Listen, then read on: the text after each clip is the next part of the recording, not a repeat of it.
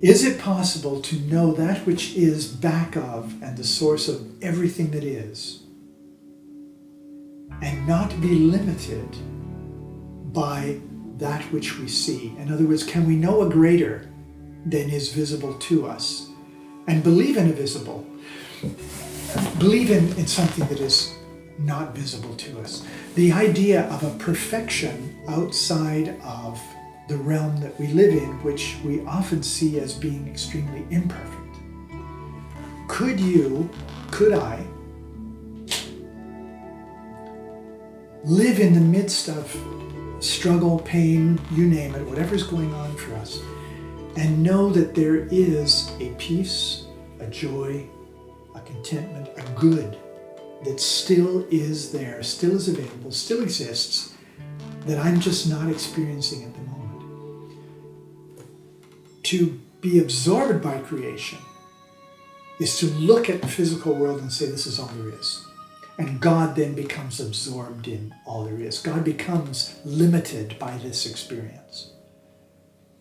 But, there's a saying that says, Ernest Holmes said, principle is never bound by precedent.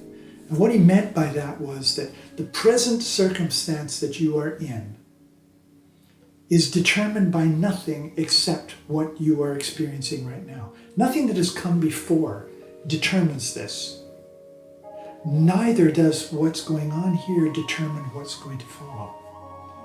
But if you believed in a creation where God was absorbed by its creation, then God would ultimately be limited by what it created.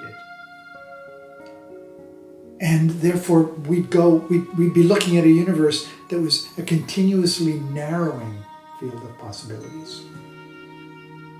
But if you see a creation that is not, a creator that is not absorbed by its creation, then what you're seeing is a continuously expanding possibility. Joseph Campbell is saying, famous for saying, we think that this is running the shop. It's a secondary organ, right? What is running the shop here? Or what is running the shop? It is certainly not the component parts of it that are running it. What's running it is that which is all things. The body-mind. I am not in my brain. Right? My brain is in my body, and my body is within my mind, and my body is within the mind of this entire thing that is happening. There is it implies that there is an intelligence that knows how to do the world, knows how to do the universe, and that it's doing it. And I'm part of what that intelligence is doing. I was reading in Holmes the other day in a little tiny little book that I often use, and it says, nobody can explain how the chicken got into the egg. Nobody can know how many blades of grass there are. But what we can know is that life knows how to make those blades of grass and knows how to put the chicken in the egg.